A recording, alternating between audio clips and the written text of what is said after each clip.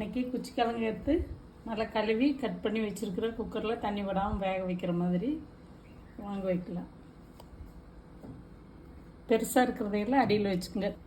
தண்ணி கொதித்து குக்கர் வந்து கரையே நாய்க்கு உள்ள தண்ணியாக கொதிக்கும்போது அதுக்கு கொஞ்சமாக எலுமிச்சம்பழத்தூள் போட்டுக்கலாங்க.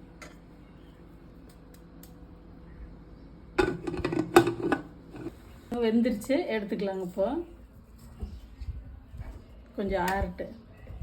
கிழங்கு நல்லா வெந்துருச்சுங்க. தொளிச்சு கட் பண்ணிக்கலாம்.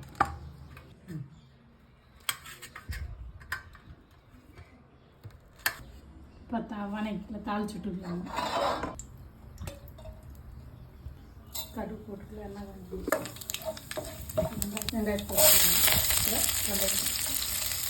மிளகாப்பொடி, மஞ்சள், கிழங்கு போட்டுக்கலாம். உப்பு போட்டுக்கலாம். நல்லா கொத்தமல்லி தழை போட்டு எடுத்துக்கலாம். அவ்வளோதான்.